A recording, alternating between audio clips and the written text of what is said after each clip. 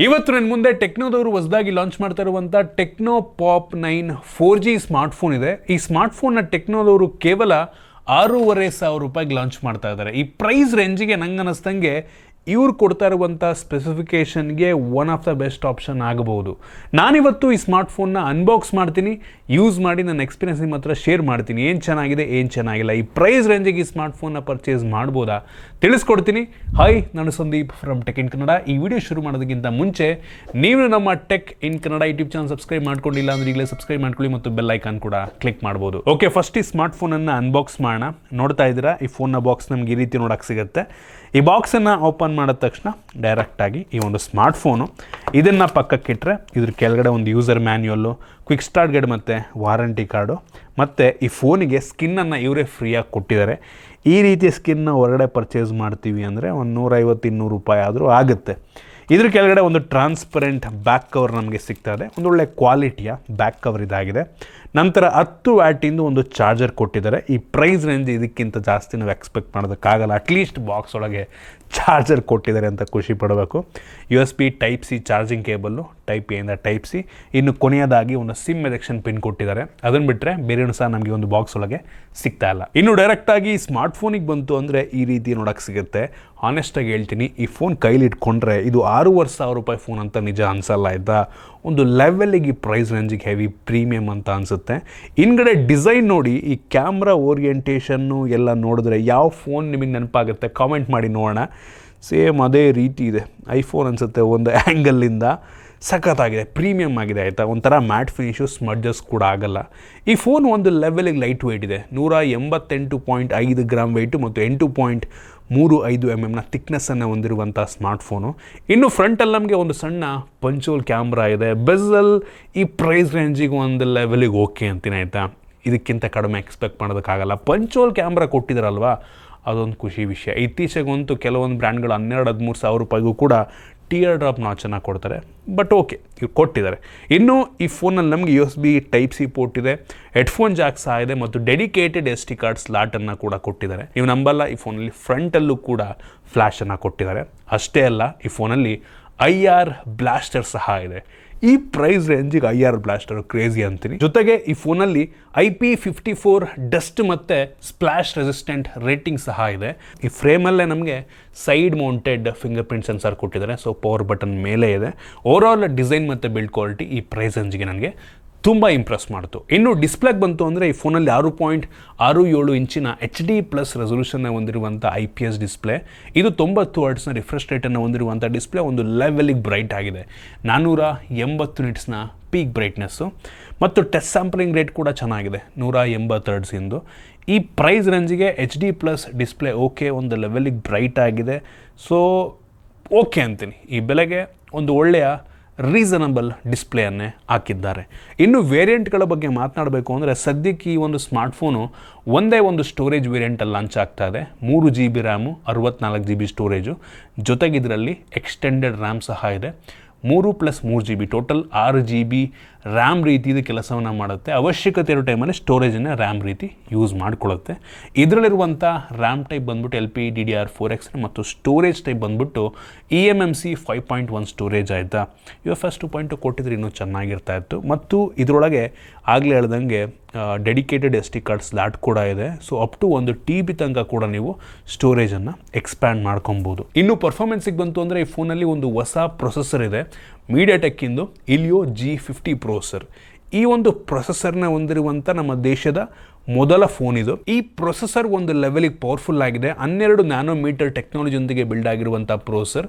ನಾವು ಒಂದದ್ದು bench ಮಾರ್ಕನ್ನು check ಮಾಡ್ದಂಗೆ ಈ ಒಂದು ಸ್ಮಾರ್ಟ್ಫೋನ್ 1,40,000ದಿಂದ 1,50,000 ತನಕನೂ ಕೂಡ ರೇಟಿಂಗನ್ನು ಕೊಡಬಲ್ಲಂಥ ಸಾಮರ್ಥ್ಯ ಇದೆ. ಈ ಪ್ರೈಸ್ ರೇಂಜಿಗೆ ಓಕೆ ಅಂತೀನಿ. ಆಯಿತಾ, ಹೆವಿ ಪವರ್ಫುಲ್ ಆಗಿರುವಂಥ ಪ್ರೊಸೆಸರ್ ಅಂತ ಅನ್ನಲ್ಲ. ಈ ಒಂದು ಬೆಂಚ್ ಮಾರ್ಕ್ ಟೆಸ್ಟ್ ಮಾಡೋ ಟೈಮಲ್ಲಿ ಬ್ಯಾಟ್ರಿ ಡ್ರೈನ್ ಮತ್ತು ಟೆಂಪ್ರೇಚರ್ ವೇರಿಯೇಷನ್ನ ಕೂಡ ಚೆಕ್ ಮಾಡೋದು. ಎರಡೂ ಕೂಡ ತುಂಬ ನಾರ್ಮಲ್ ಆಗಿದೆ. ಎಲ್ಲೂ ಕೂಡ ಹೀಟ್ ಆಗುತ್ತೆ ಅಂತ ನಮಗೆ ಅನ್ನಿಸ್ಲಿಲ್ಲ. ಮತ್ತು ಗೇಮಿಂಗ್ ಟೆಸ್ಟನ್ನು ಸಹ ಮಾಡೋದು. BGMIನಲ್ಲಿ ಕಡಿಮೆ ಅಂದರೆ ಸ್ಮೂತ್ ಪ್ಲಸ್ ಮೀಡಿಯಮ್ ಗ್ರಾಫಿಕ್ ತನಕ ಹೋಗುತ್ತೆ. ಮ್ಯಾಕ್ಸಿಮಮ್ ಅಂತ ಅಂದರೆ balanced setting plus medium graphic ತನಕ ಹೋಗುತ್ತೆ. ಸೊ ನಾನು ಹೆವಿ ಸ್ಮೂತಾಗಿ ಆಡ್ಬೋದು ಅಂತ ಅನ್ನಲ್ಲ.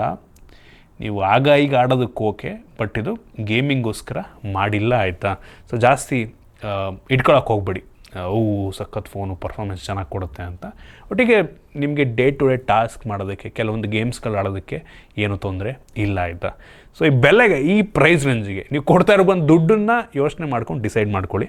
ಸೊ ಈ ಬೆಲೆಗೆ ಪ್ರೊಸೆಸರ್ ಓಕೆ ಅಂತೀನಿ. ಇನ್ನು ಕ್ಯಾಮ್ರಾ ಬಗ್ಗೆ ಮಾತನಾಡಬೇಕು ಅಂದರೆ ರೇರಲ್ಲಿ ಸಿಂಗಲ್ ಕ್ಯಾಮ್ರಾ ಇದೆ, 13 ಮೆಗಾಪಿಕ್ಸೆಲ್ನ ಮೇಯ್ನ್ ಸೆನ್ಸಾರು. ಇದು 4x ಡಿಜಿಟಲ್ ಝೂಮನ್ನು ಮಾಡುತ್ತೆ. ಇದು ತೆಗೆಯುವಂಥ ಫೋಟೋ ಆ್ಯಕ್ಚುಲಿ ಚೆನ್ನಾಗಿದೆ. ಈ ಪ್ರೈಸ್ ರೇಂಜಿಗೆ ಸಖತ್ ಇಂಪ್ರೆಸ್ ಮಾಡ್ತು ಗುರು ನನಗೆ. ಕೆಲವೊಂದು ಫೋನ್ಗಳು 10,000 ರೂಪಾಯಿಗೆ ಸಿಮಿಲರ್ ಕ್ವಾಲಿಟಿಯನ್ನು ಕೊಡ್ತಾರೆ, ಬಟ್ ಇವರು 6,500 ರೂಪಾಯಿಗೆ ಒಂದು ಒಳ್ಳೆಯ ಕ್ವಾಲಿಟಿ ಫೋಟೋನ ಕೊಡ್ತಾ ಇದ್ದಾರೆ ಆಯಿತಾ. ನನಗೆ ಈ ಬೆಲೆ ನೋಡ್ಕೊಂಡು ಜಡ್ಜ್ ಮಾಡ್ತಾ ಇದ್ದೀನಿ. ಈ ಪ್ರೈಸ್ ರೇಂಜಿಗೆ ಒಂದು ಒಳ್ಳೆಯ ಕ್ಯಾಮ್ರಾ ಆಗುತ್ತೆ. ಮತ್ತು ಫ್ರಂಟ್ ಕ್ಯಾಮ್ರಾ 8 ಮೆಗಾಪಿಕ್ಸೆಲ್ಲು. ಸೊ ಇದು ಕೂಡ ಅಷ್ಟೇ 2x ಡಿಜಿಟಲ್ ಝೂಮನ್ನು ಮಾಡುತ್ತೆ. ಇದರ ಕ್ವಾಲಿಟಿ ಕೂಡ ಆ್ಯಕ್ಚುಲಿ ಚೆನ್ನಾಗಿದೆ. ಸ್ಯಾಂಪಲಲ್ಲಿ ತೋರಿಸ್ತಾ ಇದ್ದೀನಿ ನಾನು ನಿಮಗೆ. ಫ್ರಂಟು ಮತ್ತು ಬ್ಯಾಕ್ ಎರಡೂ ಸಹ ಈ ಬೆಲೆಗೆ ಇಂಪ್ರೆಸ್ ಮಾಡ್ತು ನನಗೆ. ವೀಡಿಯೋಗ್ರಫಿಗೆ ಬಂತು ಅಂದರೆ ರೇರ್ ಕ್ಯಾಮ್ರಾ ಮತ್ತು ಫ್ರಂಟ್ ಎರಡೂ ಕೂಡ ಫುಲ್ HD 30 FPS ವಿಡಿಯೋ ರೆಕಾರ್ಡನ್ನು ಮಾಡುತ್ತೆ. ಮತ್ತು ಫ್ರಂಟ್ ಏನೋ ಟೆಂಪ್ರೇಚರ್ ವೇರಿಯೇಷನ್ ಫ್ಲ್ಯಾಶ್ ಏನೋ ಕೊಟ್ಟಿದ್ರೆ ಅಂತ ನನಗೇನು ಆ ಥರ ಅನ್ನಿಸ್ಲಿಲ್ಲ. ಒಟ್ಟಿಗೆ ಫ್ರಂಟು ಮತ್ತು ಬ್ಯಾಕ್ ಎರಡೂ ಸಹ ನಿಮಗೆ ಫ್ಲ್ಯಾಶ್ ಸಿಗ್ತಾ ಇದೆ. ಎರಡರ ಒಂದು ಬ್ರೈಟ್ನೆಸ್ಸನ್ನು ನೀವು ಚೇಂಜ್ ಮಾಡ್ಕೊಬೋದು ಆಯಿತಾ. ಸೊ ಆ ಒಂದು ಆಪ್ಷನ್ನ ಕೂಡ ಕೊಟ್ಟಿದ್ದಾರೆ, ಒಂದು ಒಳ್ಳೆಯ ವಿಷಯ ಅಂತೀನಿ. ಇನ್ನು ಬ್ಯಾಟ್ರಿ ಬಗ್ಗೆ ಮಾತನಾಡಬೇಕು ಅಂದರೆ 5000 mAh ಕೆಪಾಸಿಟಿ ಬ್ಯಾಟ್ರಿ ಮತ್ತು ಬಾಕ್ಸ್ ಒಳಗೆ 10 ವ್ಯಾಟ್ನ ಚಾರ್ಜರ್ ಕೊಟ್ಟಿದ್ದಾರೆ. ಬಟ್ ಈ ಫೋನು 15 ವ್ಯಾಟಲ್ಲಿ ಚಾರ್ಜ್ ಆಗಬಲ್ಲ ಅಂತ ಸಾಮರ್ಥ್ಯ ಇದೆ, ಒಂದು ಒಳ್ಳೆ ವಿಷಯ ಅಂತೀನಿ. ಇನ್ನು ಸೆಕ್ಯೂರಿಟಿಗೆ ಬಂತು ಅಂದರೆ side mounted fingerprint sensor ಇದೆ, ಫೇಸ್ ಅನ್ಲಾಕ್ ಸಹ ಇದೆ ಮತ್ತು ವೈಡ್ ವೈನ್ L3 ಸೆಕ್ಯೂರಿಟಿಯನ್ನು ಕೊಟ್ಟಿದ್ದಾರೆ. OSಗೆ ಬಂತು ಅಂದರೆ Android 14 ಬೇಸವನ್ನು ಆಗ್ತಿರುವಂಥ iOS 14. ಇದಕ್ಕೆ ಎಷ್ಟು ವರ್ಷಗಳ ಅಪ್ಡೇಟ್ ಎಲ್ಲ ಕೊಡ್ತಾರೆ ಅಂತ ಎಲ್ಲೂ ಕೂಡ ಅವ್ರು ಹೇಳಿಲ್ಲ. ಬಟ್ ಈ ಒಂದು ಫೋನ್ ನೀವು ಲ್ಯಾಕ್ ಫ್ರೀ 3 ವರ್ಷ ಯೂಸ್ ಮಾಡ್ಬೋದಂತೆ. ಸೊ ಇದು ನಾರ್ಮಲ್ ಕಂಡೀಷನಲ್ಲಿ. ನಾರ್ಮಲ್ ಕಂಡೀಷನ್ ಅಂತ ಅಂದರೆ ನೀವು ಈ ಫೋನ್ನ ಬೆಂಕಿಗೆ ತಾಕದೆ ಹೆಂಗೆ ಬೇಕಂಗೆ ಯೂಸ್ ಮಾಡದೆ ನಾರ್ಮಲಾಗಿ ಯೂಸ್ ಮಾಡಿದ್ರೆ 3 ವರ್ಷ ಲ್ಯಾಕ್ ಫ್ರೀ ಸಿಗುತ್ತೆ ಆಯಿತಾ. ಡಿಪೆಂಡ್ ಆಯಿತಾ ನೀವು ಎಷ್ಟು ಅಪ್ಲಿಕೇಶನ್ನು ಯೂಸ್ ಮಾಡ್ತೀರಾ, ಎಷ್ಟು ಹೆವಿ ಯೂಸರ್ ನೀವು ಅದ್ರ ಮೇಲೆ ಡಿಪೆಂಡ್ ಆಗುತ್ತೆ. ಒಟ್ಟಿಗೆ ಸದ್ಯಕ್ಕಂತೂ ಸ್ಮೂತಾಗಿ ಕೆಲಸವನ್ನು ಮಾಡ್ತಾ ಇದೆ. ಕೆಲವೊಂದು ಬೇಡದಿರೋಂಥ ಅಪ್ಲಿಕೇಶನ್ ಇದೆ, ಅನ್ಇನ್ಸ್ಟಾಲ್ ಕೂಡ ಮಾಡ್ಕೊಬೋದು. ಸೊ ಆಪ್ಟಿಮೈಸ್ ಚೆನ್ನಾಗಿ ಮಾಡಿದ್ದಾರೆ ಒಟ್ಟಿಗೆ. ಇನ್ನು ಈ ಒಂದು ಫೋನಲ್ಲಿ ನಮಗೆ ಸ್ಟೀರಿಯೋ ಸ್ಪೀಕರ್ ಸಿಗ್ತಾ ಇದೆ. ಸೊ ಇದು DTS ಸೌಂಡನ್ನು ಸಪೋರ್ಟ್ ಮಾಡುತ್ತೆ. ಸ್ಪೀಕರ್ನ ಕ್ಲಾರಿಟಿ ಚೆನ್ನಾಗಿದೆ, ಒಂದು ಲೆವೆಲಿಗೆ ಜೋರಾಗಿ ಕೂಡ ಕೇಳುತ್ತೆ. ಇನ್ನು ಕನೆಕ್ಟಿವಿಟಿಗೆ ಬಂತು ಅಂದರೆ ಡ್ಯುಯಲ್ ಬ್ಯಾಂಡ್ ವೈಫೈ ಸಪೋರ್ಟ್ ಇದೆ ಗುರು ಈ ಬೆಲೆಗೆ, ಸೂಪರ್. ಮತ್ತು ಬ್ಲೂಟೂತ್ 5.0 ಕೊಟ್ಟಿದ್ದಾರೆ. ಮತ್ತು IR ಬ್ಲಾಸ್ಟರ್ ಕೂಡ ನಮಗೆ ಸಿಗ್ತಾ ಇದೆ, ಹಿಂದೆ ಇದೆ, ಇಲ್ಲಿದೆ IR ಬ್ಲಾಸ್ಟರ್ ಆಯಿತಾ.